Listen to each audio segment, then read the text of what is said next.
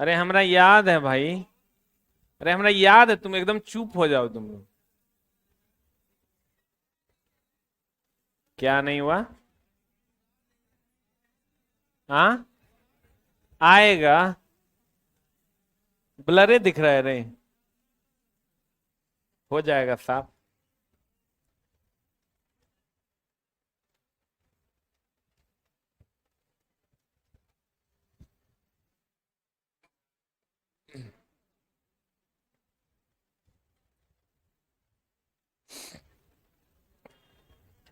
Power. Jain रे। जान हमर। पावर क्या कहते हैं? पावर का मतलब होता है शक्ति। ठीक ना? अभी क्या होता है शक्ति? गौर फरमाइएगा। एकांक समय में खर्च की गई ऊर्जा को पावर कहते हैं। क्या कहते हैं? एकांक समय में खर्च की गई ऊर्जा को पावर यानी शक्ति कहते हैं। कोई डाउट है? एकांक समय में खर्च की गई ऊर्जा को शक्ति कहते हैं। मतलब एक सेकंड में आप जितनी ऊर्जा का खर्च कर पाइएगा वो आपकी क्या है? शक्ति। एकांक समय में खर्च की गई ऊर्जा को क्या कहते हैं? शक्ति। कार्य करने की क्षमता को ऊर्जा कहते हैं और कार्य करने की दर को शक्ति कहते हैं। कार्य करने की क्षमता को और कार्य करने की दर को। देखो, खर्च की गई शक्ति, एकांक समय में खर्च की गई शक्ति को क्या कहते हैं? ऊर्जा। सॉरी, एकांक समय में खर्च की गई ऊर्जा को शक्ति कहते हैं। अब एक और मामला की है। पावर क्या चला? Power, power is equal to ना V इंटू आई। P बराबर फॉर्मूला होता है VI। P बराबर फॉर्मूला क्या होता है? V बराबर आई आर, आप जानते हैं। V बराबर क्या होता है? I R. तो P बराबर V के जगह आई आर, आई इंटू आई लिख देंगे तो P बराबर क्या हो जाएगा? आई स्क्वायर आर। अब P बराबर VI, तो V आई के जगह पर V बाय आर लिख दें तो P बराबर हो जाएगा V स्क्वायर बाय आर।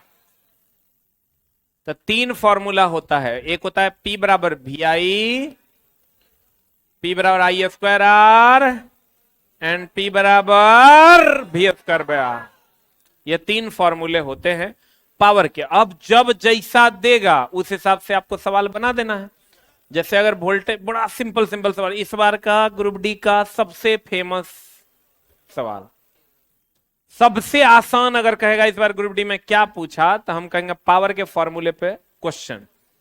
भी दे दिया, आई दे दिया, पी मांग लिया, आई दे दिया, आर दे दिया, पी मांग लिया, भी दे दिया, आर दे दिया, पी मान लिया। अगर कोई ग्रुप डी दिया होगा तो पता होगा इसको। सब दिया है। किसी के सिटिंग में था इसका न्यूमेरिकल? किसी में नहीं था। छोटा देखो, 1 2 3 4 5 तुम्हारे में था तो हाथ बढ़िया से उठाओ। लोग कहेगा झूठ बोल रहा है। 6 7 नहीं होता तो यो नहीं उठा देना। 8। मतलब ये फेमस क्वेश्चन रहा, तुम लोग को याद नहीं होगा क्योंकि बहुत दिन हो गया। लेकिन सवाल इसका बड़ा इजी देता है। आपको कहेगा वोल्टेज इतना है, करंट इतना है, पावर कितना होगा, गुना कर दीजिएगा, निकल जाएगा। अब देखिए, कहते हैं P बराबर होता है VI और V बराबर होता है IR। V बराबर क्या होता है? IR। I बराबर क्या होता है? V by R. तो यहां से P बराबर आई स्क्वायर आर और V स्क्वायर बाय आर। तो कितने फॉर्मूले हो गए? 3। डायरेक्ट याद रखना है, एग्जाम हॉल में आई आर पी आर ने पुट करना है। डायरेक्ट याद रखना है P बराबर VI, I square by R, V square by R. P बराबर VI, आई स्क्वायर आर और V square by R. Direct formula को याद रखना है। बोलो।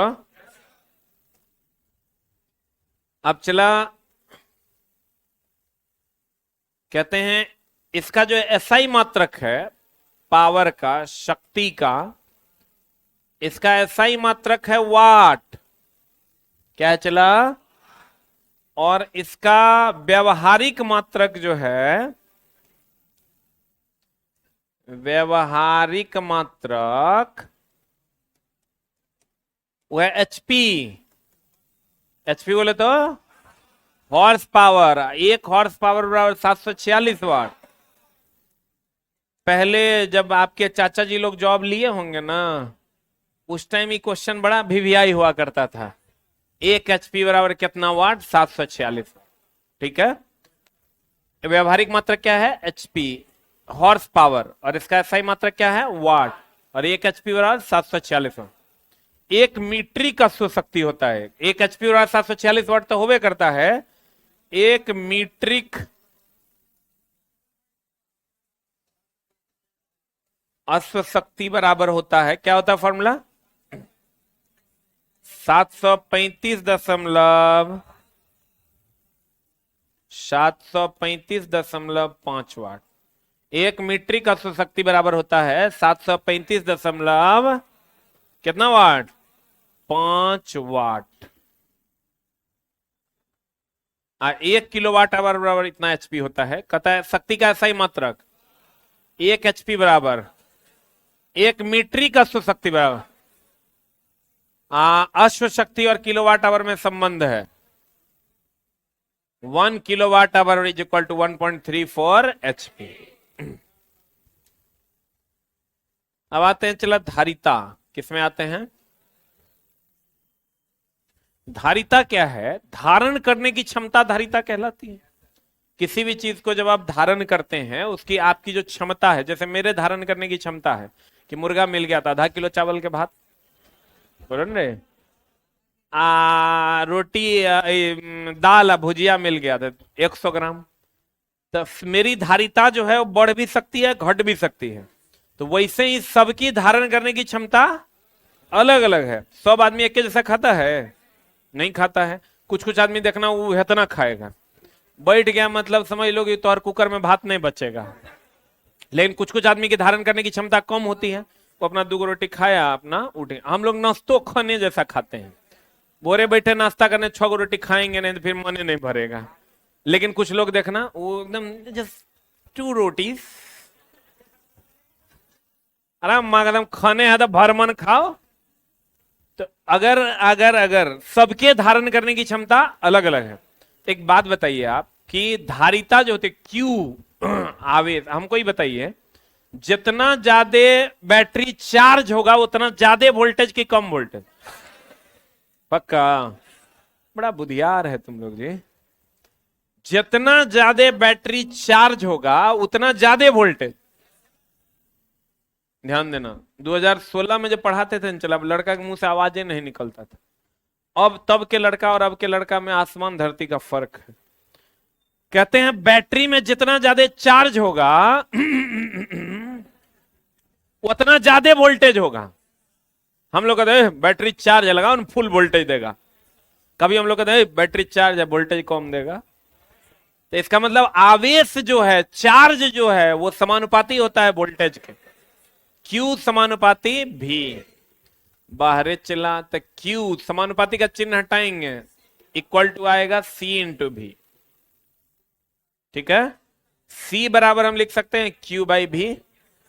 यहां C जो है चला ये धारिता है। C क्या है? C क्या है? धारिता है। अब धारिता का कैपेसिटी और कैपेसिटर में डिफरेंस है। धारिता का इंग्लिश होता है कैपेसिटी। कैपेसिटर और कंडेंसर अलग चीज है। कैपेसिटर और कंडेंसर एक डिवाइस है, और धारिता धारण करने की क्षमता है। जैसे आशिकी और आशिक में अंतर है। आशिकी और आशिक में अंतर। आशिक एक लड़का है ना, और आशिकी एक फेनोमेनन है, नहीं है। जैसे हम लोग अगर कहते हैं गुरुत्व, एक लड़का पूछा हमसे सर गुरुत्वाकर्षण का मात्रक क्या होगा, तो गुरुत्वाकर्षण एक घटना है जिसका कोई मात्रक नहीं होता। गुरुत्वाकर्षण बल का मात्रक होगा। गुरुत्वाकर्षण एक घटना है। घटना, किसी को खून कर देंगे, कहिएगा बताइए खून की कौन मात्रक? खून does not have a unit. खून के पास कोई मात्रक नहीं है, क्योंकि खून करना एक घटना है और घटना का कोई मात्रक नहीं होता। तो वैसे ही चला धारिता धारण करने की क्षमता है, और कैपेसिटर और कंडेंसर एक डिवाइस है, वो धारण करता है, वो डिवाइस धारण करता है, और उसकी जो क्षमता है उसको हम लोग किसमें व्यक्त करते हैं? धारिता। इसका जब यूनिट मेरी जान निकालते हैं, क्यू, आवेश का क्या होता है? कूलॉम। वोल्टेज का क्या होता है? वोल्ट। तो हो जाएगा कूलॉम्ब पर वोल्ट हो जाएगा। क्या हो जाएगा? कूलॉम्ब पर वोल्ट। कूलॉम्ब पर वोल्ट को मेरी जाने मोहब्बत कहते हैं फेराड। क्या कहते हैं? कूलॉम्ब पर वोल्ट को कहते हैं फेराड। इसको एफ से डिनोट करते हैं। किससे डिनोट करते हैं? और चूंकि इतना बड़ा मात्रक हम लोग यूज नहीं करते हैं, तो आपको कहेगा धारिता का अगर ऐसा ही मात्रक तो कहेंगे फेराड, लेकिन अगर कहेगा धारिता का व्यवहारिक मात्रक, धारिता का व्यवहारिक मात्रक अगर कहेगा तो कहेंगे माइक्रोफेराड। क्या कहेंगे रे जान हमार? धारिता का व्यवहारिक मात्रक अगर कहेगा तो माइक्रोफेराड। 1 माइक्रोफेराड, माइक्रो बोले तो 10⁻⁶ farad. 1 microfarad is equal to 10⁻⁻6 farad. सही है ना? 1 microfarad is equal to 10⁻⁻6 farad. सही है? अब कहते हैं देखो, किसी चालक की धारिता, देखो इसको डिफाइन ऐसे भी करते हैं, गौर फरमाइएगा। जैसे हम लोग कहते हैं दाब बराबर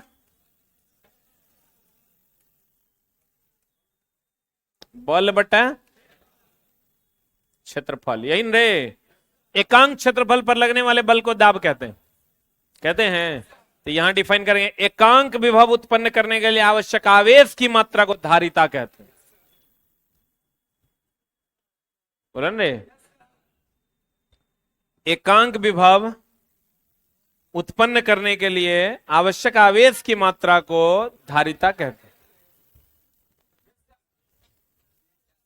बोलो ने, एकांक क्षेत्रफल में लगने वाले बल को दाब कहते हैं। Define it. किसी चालक, सी बराबर क्या होता है? Q by B. किसी चालक की धारिता, धारिता बोले तो सी, बोले ने, किसी चालक की धारिता उस चालक में विभव को एकांक से बढ़ाने के लिए आवश्यक आवेश की मात्रा है। सही है गलत है? किसी चालक की धारिता यानी सी उस चालक में विभव को एकांक से बढ़ाने के लिए आवश्यक आवेश की मात्रा है। अगर ये एकांक हो जाएगा तो ये दोनों बराबर नहीं हो जाएगा। बोलवे नहीं करेगा। यदि किसी चालक को क्यू आवेश देने से उसका विभव भी से बढ़ जाए, आवेश देंगे, चार्ज करेंगे तो वोल्टेज बढ़ेगा ना। बैटरी को आप चार्ज कीजिए, वोल्टेज नहीं बढ़ेगा। भी से बढ़ता है तो क्यू समानुपाती क्या हो जाएगा? भी। क्यू बराबर सी भी। सी बराबर, जहां सी एक नियतांक है जिसे चालक की क्या कहते हैं? धारिता कहते हैं। जहां सी एक क्या है? नियतांक है जिसे चालक की क्या कहते हैं? धारिता।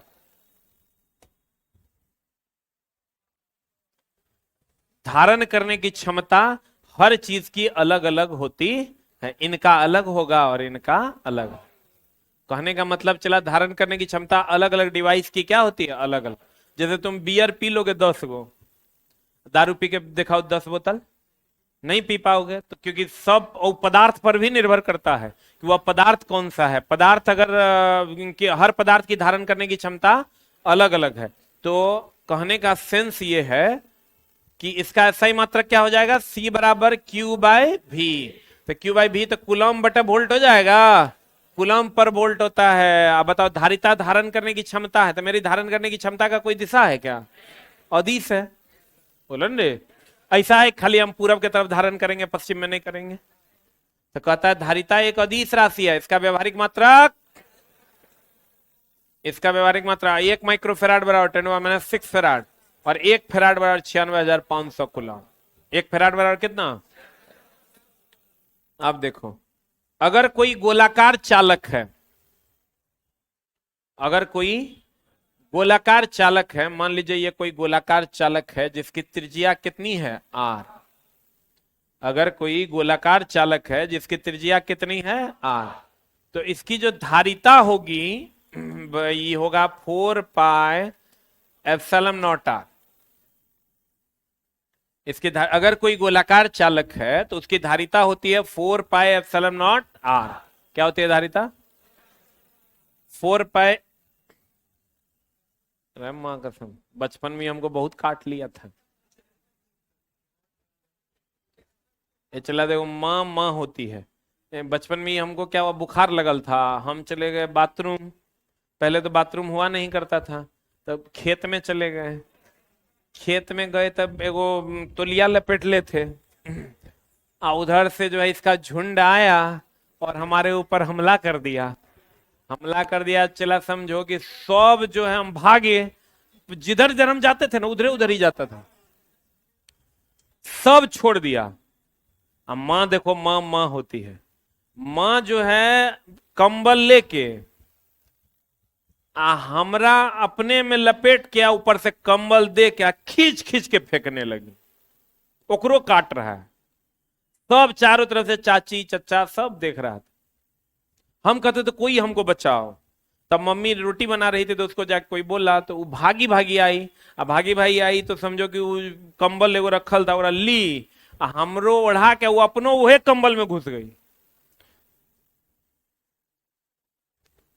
खूब रो रही है, निकाल निकाल के सब फेंक दिया। न तो वो दिन हमारा मारिए देता ही चोट्टा। ये बड़ा गड़बड़ आदमी, अकेले नहीं बिनता है, इस सब मिल के झुंड में शिकार करता है। कहते हैं चला C बराबर क्या होता है? 4 pi epsilon naught R। R क्या है? चला R इस गोलाकार चालक की त्रिज्या है। तो अब बताओ, त्रिज्या ज्यादा होगा तो धारिता ज्यादा होगा, और त्रिज्या कम होगा तो धारिता कम होगा। एक बात बताइए, पृथ्वी के लिए अगर हम करें तो आपको पता है, हम पीछे बताएं 1/4 पाई एप्सिलॉन नॉट जो होता है, इसकी वैल्यू हम बताएं आपको 9 × 10⁹ याद है? यहां से अगर हम इसके बदले इसको उधर लेके चल जाते हैं, इसको इधर लेके आते हैं, तो 1/9 × 10⁹ is equal to 4 pi epsilon naught R लिख सकते हैं। यानी इसको इधर लेके जाएंगे, इसको इधर लेके आएंगे, तो इसको हम लिख सकते हैं 4 पाई एप्सिलॉन नॉट के बदले में 1/9 × 10⁹ बोले मैं नहीं करेगा।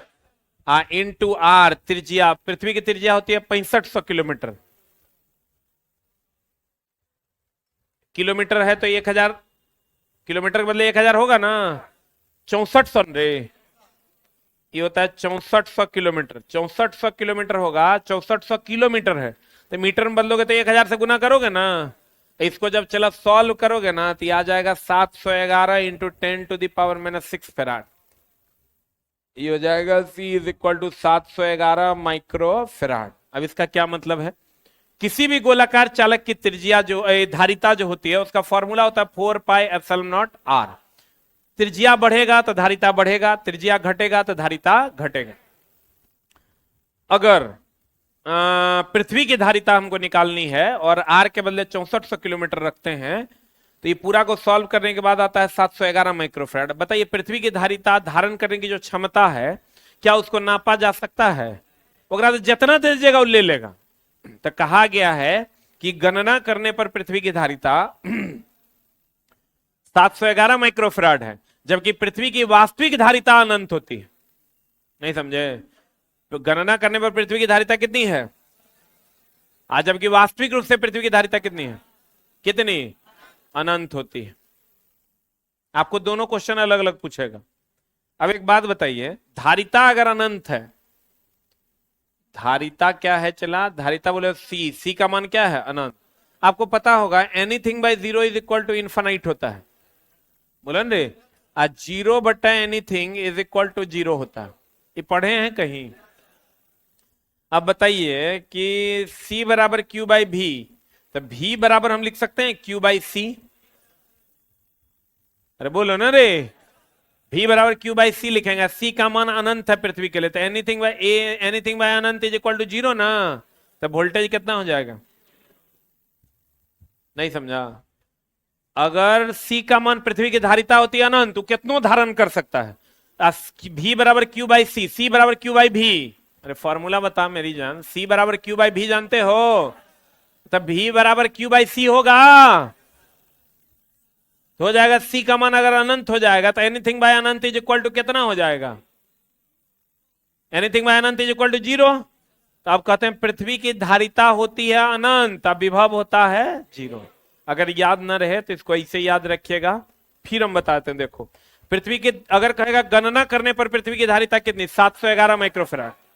गणना करने पर पृथ्वी की धारिता 711 माइक्रोफेराड, क्या करने पर? गणना करने पर। लेकिन रियल में पृथ्वी की धारिता, पृथ्वी की धारिता होती है रियल में कितना? अनंत। अब विभव होता है 0। क्यों चला कि अगर v बराबर होता है q बाई सी, इसका मान जब अनंत हो जाएगा तो ये 0 हो जाएगा, क्योंकि एनीथिंग बाय अनंत इज इक्वल टू 0। अब चला मामला क्या है कि आपको याद नहीं रहेगा, आप 0 को कर दीजिएगा अनंत, अनंत को कर दीजिएगा 0। आप गौर से देखिए, हम ई विभव में देखो तो 0 है नहीं? अरे ये मजाक में नहीं लेना, पूछता है ये विभव जो है 0 है, इसका मतलब विभव का मान कितना है? 0। तो एकरा में 0 नहीं ना बन रहा है कहीं, तो ये अनंत हो जाएगा। कहीं पर इसको लिख लो, पृथ्वी की धारिता और पृथ्वी का विभव लिखो न रे, तब तरफ गुस्सा आते हैं तो कहती है बुक में कहा दिखा, फिर लिख लो, दिया हुआ है तो क्या हो गया, फिर लिखो, 3rd एडिशन है ये। हो गया रे? अब देखो कहते हैं गोलाकार चालक की त्रिज्या बढ़ाने से धारिता का मान क्या होगा? बढ़ेगा, और त्रिज्या घटाने से धारिता का मान घटेगा। यानी r बढ़ेगा तो c बढ़ेगा, और r घटेगा तो c घटेगा। गणना करने पर पृथ्वी की धारिता कितनी, जबकि वास्तविक रूप से पृथ्वी की धारिता, अतः पृथ्वी का विद्युतीय विभव 0 होगा। अब देखो चला, पीछे हम थोड़ा पढ़ाए थे व्हीटस्टोन ब्रिज, याद है? मेगर केल्विन ब्रिज, याद है? तो चला देखो, प्रतिरोध नापने, ब्रिज जो है, ब्रिज 3 चीज को नापने के लिए बनाया जाता है। एगो प्रतिरोध नापने के लिए, क्या नापने के लिए? एगो चला धारिता नापने के लिए,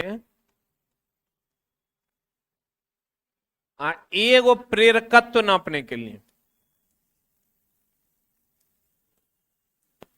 रेजिस्टेंस, कैपेसिटेंस और इंडक्टेंस, 3 चीजें नापने के लिए हम लोग ब्रिज बनाते हैं। एक रेजिस्टेंस, कैपेसिटेंस, इंडक्टेंस। इसके लिए हमने आपको बताया था, एक ब्रिज था जिसका नाम था व्हीटस्टोन ब्रिज, याद है? व्हीटस्टोन ब्रिज जो अज्ञात प्रतिरोध नापता था। एगो था केल्विन ब्रिज, ये क्या करता था? केल्विन ब्रिज का काम क्या था? कम प्रतिरोध नापना। और मेगर का काम क्या था? उच्च प्रतिरोध।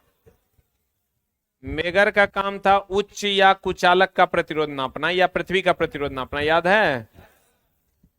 अब चला धारिता नापने के लिए भी 3 ब्रिज है, इसके लिए भी 3 ब्रिज है, व्हीटस्टोन ब्रिज, केल्विन ब्रिज और मेगर। इसके लिए भी धारिता नापने के लिए भी 3 ब्रिज है, DSW।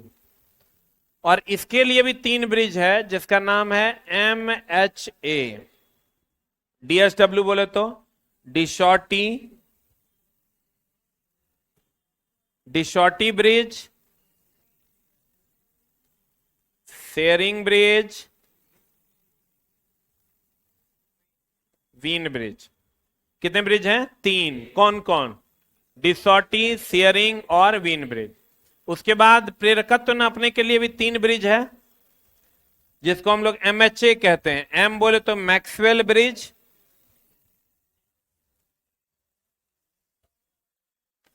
एच बोले तो हेज ब्रिज,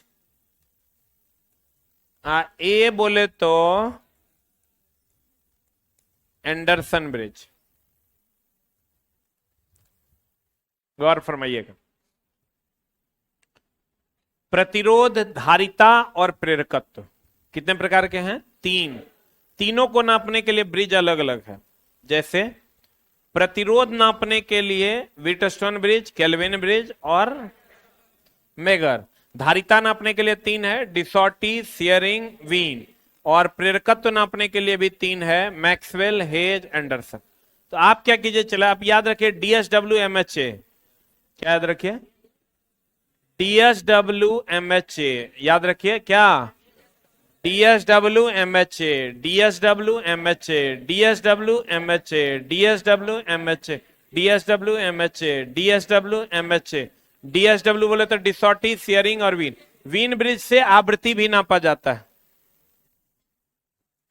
वीन ब्रिज से क्या नापते हैं? चला वीन ब्रिज से आवृत्ति भी मापा जाता है। वीन ब्रिज से क्या नापा जाता है?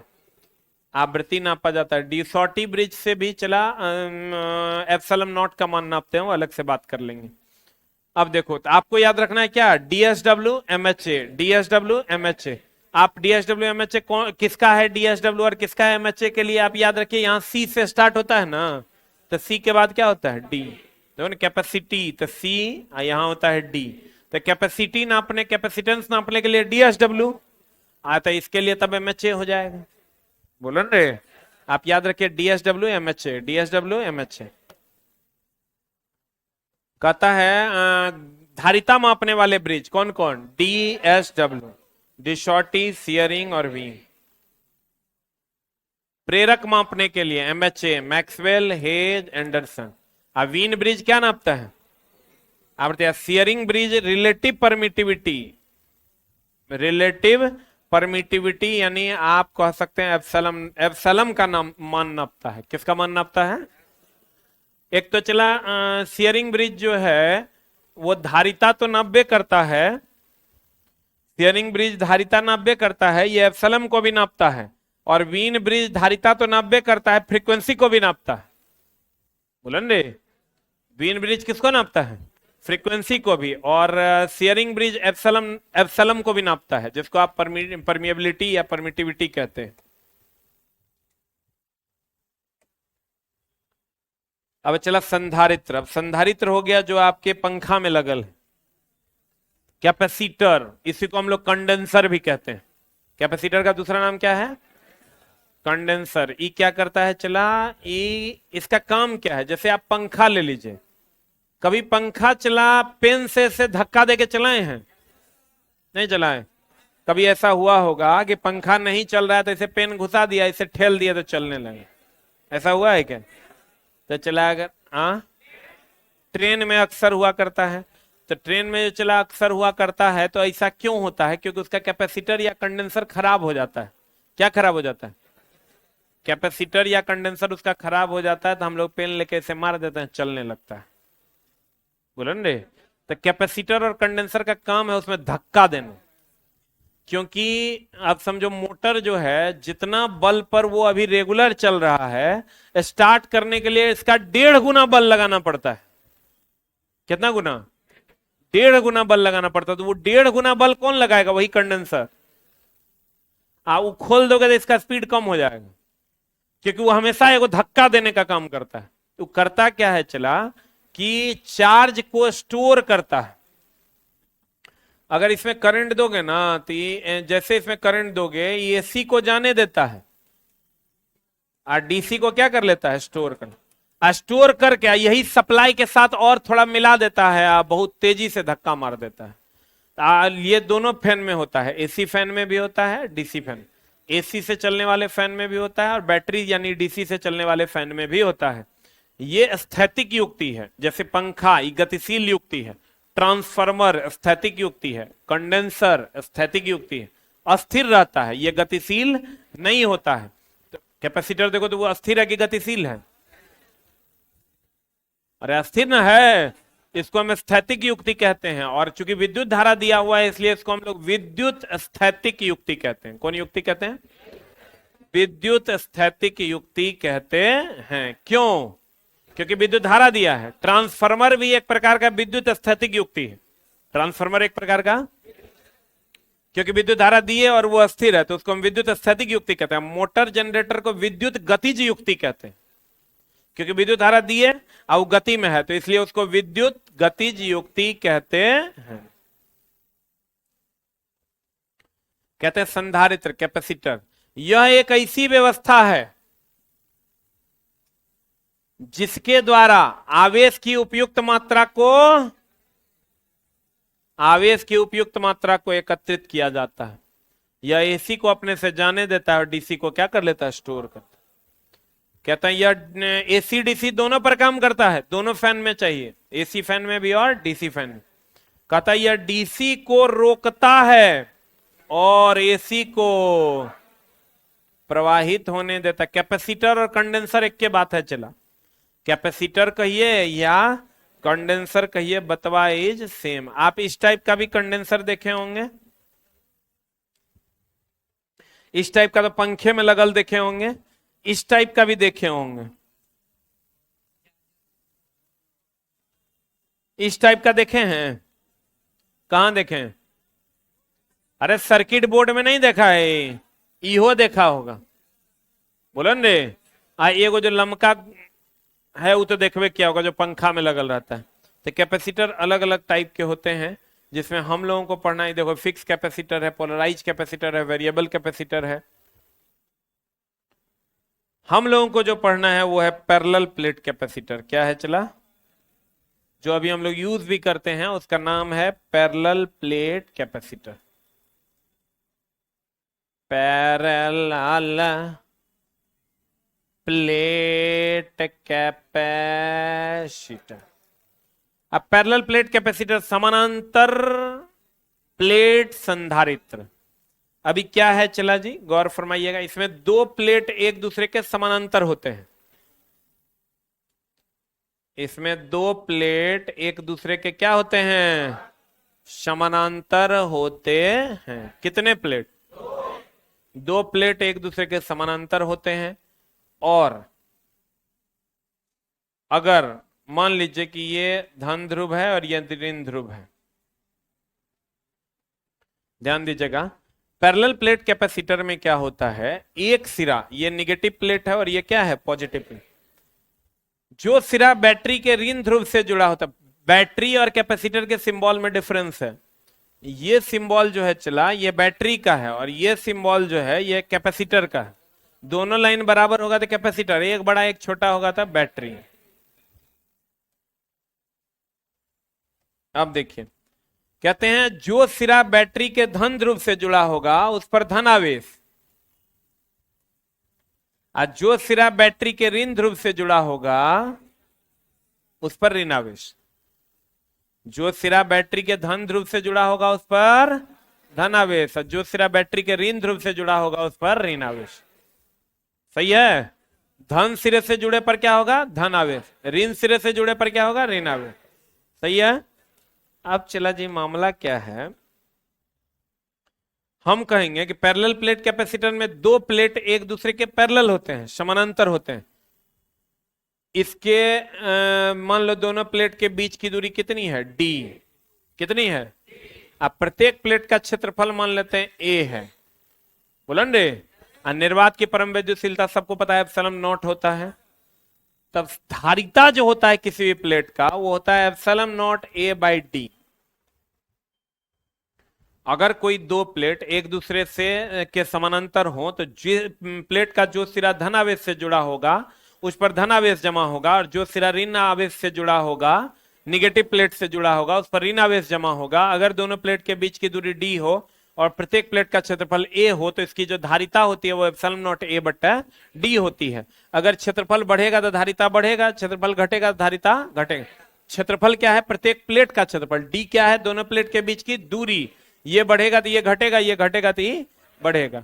धारिता किन तीन चीजों पर निर्भर करता है? एगो एप्सिलॉन नॉट, एगो ए, एगो डी। बोलन रे।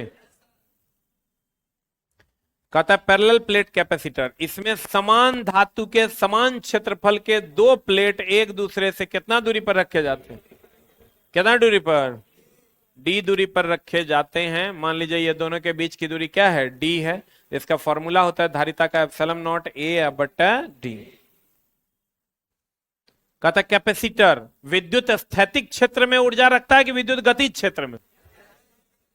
अरे कैपेसिटर हो गया, बैटरी हो गया, ट्रांसफार्मर हो गया, ये विद्युत स्थैतिक क्षेत्र में ऊर्जा रखता है कि विद्युत गतिज क्षेत्र में? अगर संधारित्र की धारिता निम्न तथ्यों पर, किन तथ्यों पर? सी बराबर epsilon not a by D ना, एगो एप्सिलॉन नॉट पर, एगो ए पर, एगो डी पर। बोलो रे। संधारित्र की धारिता निम्न तथ्यों पर निर्भर करती है। वो संधारित्र के सतहों के क्षेत्रफल यानी ए पर, संधारित्र के दोनों प्लेट के बीच की दूरी यानी डी पर, दोनों प्लेटों के बीच के माध्यम यानी एप्सिलॉन नॉट पर। बोलो रे। अब है पराविद्युत स्थिरांक। पराविद्युत स्थिरांक क्या होता है? चला, अभी तो ये हवा है, अगर हवा है तो फॉर्मूला होता है सी बराबर एप्सिलॉन नॉट ए बटा डी। अगर इसके बीच में कोई कुचालक पदार्थ आ गया, यानी कोई पदार्थ आ गया, कहां है रे? बड़ा चोटमल चीज है, बीन लेगा तो मामला गड़बड़ा देगा। देखो, अगर कोई पदार्थ हो तो पदार्थ होगा तो ये हो जाएगा, अगर मान लो इसके बीच में कोई कुचालक पदार्थ रख देते हैं, कोई कुचालक पदार्थ रख देते हैं जिसका परावैद्युत नियतांक के है। आप कहिएगा परावैद्युत नियतांक क्या होता है? परावैद्युत नियतांक ये बताता है कि कोई भी पदार्थ कितना अधिक कुचालक है। परावैद्युत नियतांक ये बताता है कि कोई भी पदार्थ कितना अधिक क्या है? कुचालक है। तो अगर मान लेते हैं इसकी कुचालकता कितनी है? कितनी है? के। तो जब कोई कहते हैं जब दो प्लेट के बीच में जब हवा रहेगा, कुछ नहीं रहेगा, तो epsilon not a by D. अगर दो प्लेट के बीच में कोई कुचालक पदार्थ जिसका परावैद्युत नियतांक के है रहेगा, तो उसकी जो धारिता होती है वो के गुनी हो जाती है, अर्थात के एप्सिलॉन नॉट ए बटा डी। आपको कहेगा बताइए, अगर समानांतर प्लेट संधारित्र के बीच में कोई कुचालक पदार्थ रख दिया जाए जिसका परावैद्युत नियतांक के है, तो उसकी धारिता एक ऑप्शन देगा के स्क्वायर गुनी हो जाएगी, के गुनी हो जाएगी, 1/k गुनी हो जाएगी, के क्यूब गुनी हो जाएगी। क्या होगा? कितना गुना हो जाएगा? के गुना। तो अब बताओ, सी पदार्थ अब बटा सी हवा, सी पदार्थ हो जाएगा तो हो जाएगा के एप्सिलॉन नॉट ए बटा डी, और सी हवा हो जाएगा तो एप्सिलॉन नॉट ए बटा डी। अब यहां से ये दोनों कट जाएगा, ये कट जाएगा, बराबर के हो जाएगा। बोलो, नहीं होगा? अगर ये दोनों कट जाएगा, सी पदार्थ हो जाएगा के एप्सिलॉन नॉट ए बटा डी, जहां के क्या है? दोनों प्लेट के बीच रखा हुआ कुचालक पदार्थ का परावैद्युत नियतांक। परावैद्युत नियतांक यह बताता है कि कोई भी पदार्थ कितना अधिक कुचालक। अगर किसी का परावैद्युत नियतांक अधिक है तो वो पदार्थ ज्यादा कुचालक है, अगर किसी का परावैद्युत नियतांक कम है तो वो पदार्थ कम कुचालक। अब देखो, कहते हैं सी पदार्थ बटा सी हवा बराबर के होगा। कहते हैं जब दोनों प्लेट के बीच कोई कुचालक पदार्थ, देखो परावैद्युत नियतांक ये बताता है कोई पदार्थ कितना अधिक कुचालक। जब दोनों प्लेटों के बीच कोई कुचालक पदार्थ रखा हो तब संधारित्र की धारिता यानी सी पदार्थ, और जब दोनों प्लेटों के बीच हवा या निर्वात हो तब उस संधारित्र की धारिता यानी सी हवा के अनुपात को उस पदार्थ का परावैद्युत नियतांक अर्थात के कहते हैं। बोलन रे। कहता है अगर दोनों प्लेटों के बीच कोई कुचालक पदार्थ रखा हो तब उसका धारिता, और हवा रहे तब उसकी धारिता का जो अनुपात होगा वही परावैद्युत नियतांक के बराबर होता है। ये सही है गलत है? अब कहता है चला, किसी वस्तु का परावैद्युत स्थिरांक हमेशा एक से अधिक होता है। अगर दोनों समानांतर प्लेट के बीच रखे कुचालक पदार्थ का परावैद्युत विभव कितना हो के, तो उसकी धारिता कितनी गुनी हो जाएगी? अर्थात सी पदार्थ बराबर हो जाएगा के एप्सिलॉन नॉट ए बटा डी। सी पदार्थ बराबर फॉर्मूला क्या हो जाएगा? के एप्सिलॉन नॉट ए बटा डी। अब पोलराइज्ड और नॉन पोलराइज्ड का अलग केस है, एक बार फिर से देख लो। चला जी, हमने कहा कि संधारित्र धारिता अलग है, धारिता जो है धारण करने की क्षमता है, और कंडेंसर जो है संधारित्र अलग है। धारिता अलग है और संधारित्र बोले तो कंडेंसर अलग है। यह कैपेसिटी, दोनों को एक में नहीं मिलाना। कैपेसिटी है, धारण करने की क्षमता को बताता है। ये कहता है C बराबर Q बटा V। इसका ऐसा ही मात्रक अगर लिखे कुलम बटा वोल्ट, कुलम पर वोल्ट या फेराड, इसका व्यवहारिक मात्रक माइक्रोफेराड, बोलन रे। और संधारित्र मतलब कैपेसिटर। कैपेसिटर एक युक्ति है जो चार्ज को स्टोर करता है, जो एसी को जाने देता है और डीसी को स्टोर करता है, स्टोर करके प्रारंभिक धक्का देने का काम करता है। ये एसी डीसी दोनों में यूज होता है। इसी में हमने पढ़ाया आपको parallel plate capacitor. Parallel plate capacitor में दो प्लेट एक दूसरे के समानांतर होते हैं, इनके बीच की दूरी अगर डी हो और इनका पराविद्युत नियतांक दोनों प्लेट का क्षेत्रफल ए हो, तो इसका जो धारिता होता है वो होता है एप्सिलॉन नॉट ए बटा डी, जहां ए क्षेत्रफल है, डी दूरी है, एप्सिलॉन नॉट निर्वात की परम विद्युतशीलता है। बोलन रे। अगर इसके बीच में कोई कुचालक पदार्थ आ जाएगा तो के गुनी हो जाएगा। कितना गुनी हो जाएगा? के गुनी हो जाएगा। बोलन रे। Any doubt? पृथ्वी की धारिता कितनी? ऐसे सोचे ना, पृथ्वी के धारण करने की क्षमता कितनी? अनंत। पृथ्वी का विभव गणना करने पर पृथ्वी की धारिता 711 माइक्रोफेराड। सही है ना? पृथ्वी की धारिता गणना करने पर कितनी आती है? किसी की भी धारिता का फॉर्मूला होता है C बराबर 4 pi epsilon naught into R. यही ना होता है? C बराबर फॉर्मूला होता है 4 pi epsilon naught into R. R क्या है? त्रिज्या। त्रिज्या जितना ज्यादा होगा धारिता उतना ज्यादा, और त्रिज्या जितना कम होगा धारिता उतना कम। क्लियर है? बोलन रे। धारिता धारण करने की क्षमता को बताता है। कंडेंसर एक डिवाइस है। कंडेंसर एक क्या है? धारिता धारण करने की क्या बताता है? एक हम बताए थे DSW MHA। DSW किसके लिए? धारिता के लिए। MHA किसके लिए? प्रेरकत्व के लिए। सही है ना? रेजिस्टेंस नापने के लिए व्हीटस्टोन ब्रिज है, मेगर है, केल्विन ब्रिज। बोलो। वीन ब्रिज से हम लोग आवृत्ति भी नापते हैं। बोलो रे। सियरिंग ब्रिज से एप्सिलॉन का मान भी नापते हैं। बोलो। DSW MHA, DSW MHA, DSW MHA, DSW MHA, DSW MHA, DSW। किसी की भी धारिता जो होती है उसका फॉर्मूला एप्सिलॉन नॉट ए बटा डी होता है। 1 फेराड इज इक्वल टू कितना कूलम? 96,500 कूलम। 1 फेराड बराबर कितना कूलम? 1 micro farad is equal to 10 to the power -6 farad. धारिता का ऐसा ही मात्रक होता है फेराड, जबकि इसका व्यवहारिक मात्रक माइक्रो फेराड। बोलो। आज की कार्रवाई यहीं तक। Thank you very much.